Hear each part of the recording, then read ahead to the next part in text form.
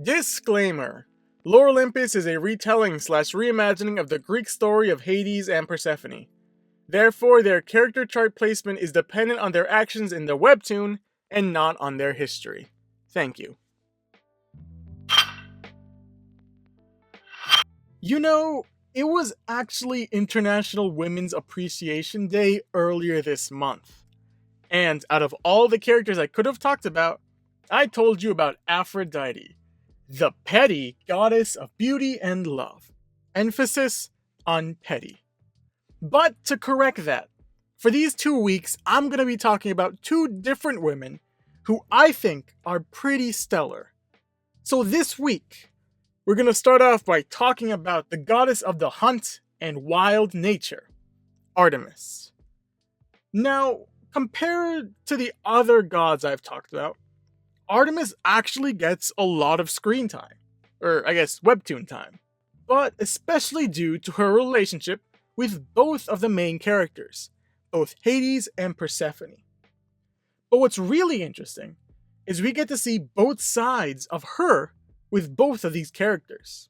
While we see Artemis with Persephone first, we get to see her feelings towards Hades through Poseidon. When Hades falls for Persephone almost instantly, he wants to go talk to her.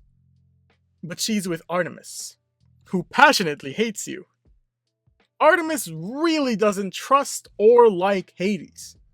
Even when Hades brings Persephone back home, we see Artemis is quick, dashing towards the car, even slamming on the car windshield, saying, "You, get out of this pervert's car this instant! You! I'm watching you." Now, if you don't like someone, you try your best to ignore them. But if you hate someone, you actively go out of your way to make them suffer. Calling Hades, the lord of the underworld and god of the dead, a pervert to his face shows how much you really don't like him. She even says it twice. But what's also interesting is that it's not just Hades, but all three of them. Much later, when Persephone is upset about her crush on Hades, Artemis, with concentrated rage, curses at Hades, then says, "I knew it! Zeus and his brothers are not to be trusted." And she leaves, saying, "I'm gonna key their cars," which is hilarious, but brings up the bigger relationship out of these two, with Persephone. Now let's start with how these two goddesses met. Artemis is part of Togam, or the Goddesses of Eternal Maidenhood, which, if the name of the organization isn't enough to tell you what they are, is an organization that when goddesses enter to take an oath of celibacy, which means they will stay a virgin for, well, eternity. The group consists of members such as Hestia, Athena, and Artemis. Artemis first learns about Persephone when they're talking about a new potential member. Since she's never heard of her, Artemis uses her wilderness powers and turns into a doe to go check up on this new member, and really sees how unfortunate her life is. Getting into trouble for getting one question wrong, not being able to have alone time, or even walk somewhere by herself. I can't imagine not being able to walk alone in the forest. Artemis takes pity on Persephone. When they're talking about Persephone's schooling and life, Artemis can clearly see the misery on her face. They just treat her like a show pony. Why can't they see that she's miserable? Don't look at me like that. I don't want to get involved. But in fact, she does. To us and to the other goddesses' surprise, Artemis steps up. Kor can live with me in Olympus, if she wants to. And when Persephone is surprised by this, asking that, "Why? You don't even know me," Artemis kind of just shrugs it off. Eventually yelling at Persephone's mother, Demeter, "This is stupid. Kor, how old are you?" 19 years old. "Kor, do you want to live with me?" Eventually Demeter storms off with Persephone. But then we see a flower crown appear on Artemis's head, and we see a beautiful friendship blossom. Artemis and Persephone have an almost sister vibe, where Artemis acts much like an older sister to Persephone. Artemis acts as a role model, and we see this from the perspective of Persephone. My mother really wants me to be like Artemis. She's amazing, you know? Artemis even gives Persephone some things. Some hand-me-downs, like a dress for the party and even her old phone when she's not supposed to.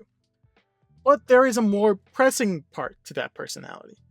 When you think of older siblings, especially due to the media, you think of one main attribute. Artemis actually has one major thing in common with Blake from Unordinary. It's the want and desire to protect. Artemis desires to protect those under her, which explains why she behaves the way she behaves towards both Hades and Persephone. For Hades, it's simply because she doesn't trust him. Of course she doesn't like him, but she wants to protect Persephone. Everything she does is to make sure Persephone is protected and happy.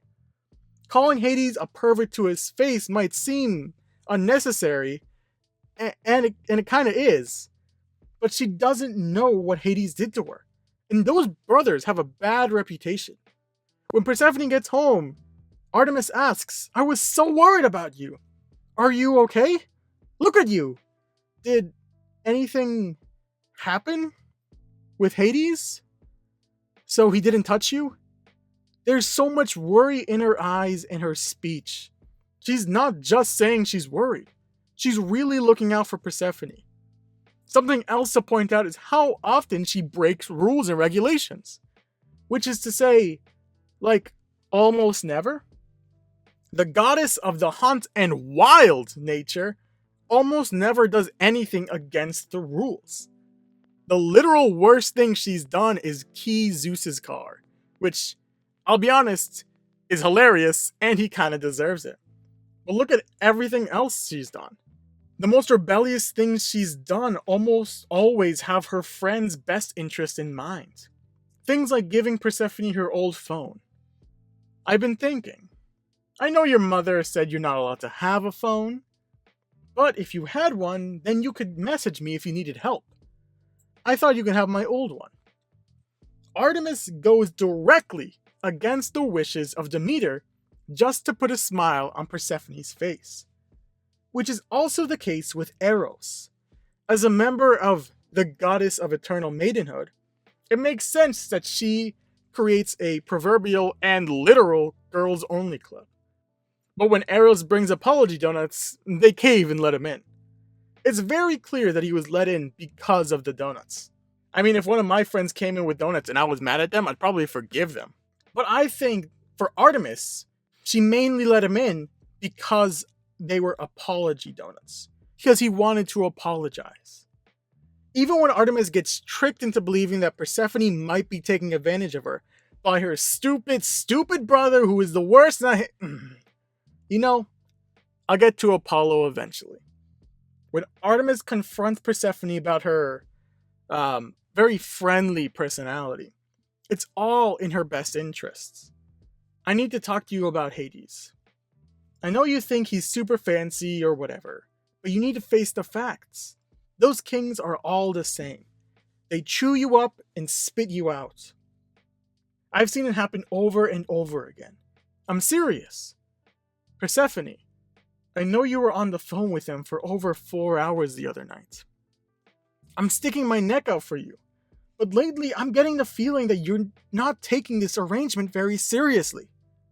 Artemis and Persephone get into a little bit of an argument. Eventually, her brother comes up, but Persephone quickly runs away. But this all comes from a place of worry. She's worried that her friend is being taken advantage of by a much older god. She's worried that she might lose that scholarship. Worried that Demeter, a helicopter of a parent, will come down on them with the might of a supernova. But yes, she does go a little too far, tone-wise. And Artemis herself knows it. When she's talking to her cat, she says, "I know I shouldn't have yelled at her. You don't have to use that tone." I guess you're right, Restia. So she wants to make it better, so she makes an apology cake. Hello, I made this for you. I'm sorry I told you off. Artemis can kinda have a hard outer shell. She might come off a little abrasive or even scary. I mean, she even scares the tough Lord of the Underworld. I mean, you've got Artemis, and she's pretty scary. But this outer shell is just a way to protect the people she loves and cares about. A way of acting tough so she can fight those who hurt her friends. I'm putting Artemis into lawful good. Lawful good kinda has a stigma of being naive or blind to the whims of the world. But I think Artemis is a very good and different representation of lawful good. There is no doubt that she cares and loves her friends, even willing to go out of her way to help someone she's never met before, just because they look uncomfortable. Now, the biggest problem here is the lawful part. And while it's true she doesn't have a completely clean reputation, I literally mentioned she keyed a car, but she does have a good reputation of following rules. While not amazing at it, you kind of have to realize that these gods are really bad at following any type of rules. But from all the gods here, I think she does a great job at following many of the rules. That's why I think she belongs into lawful good. But that's all for today. Remember guys, be careful out there with what's happening in the world. You don't want to die before your favorite webtoon ends. But like always, thank you for watching.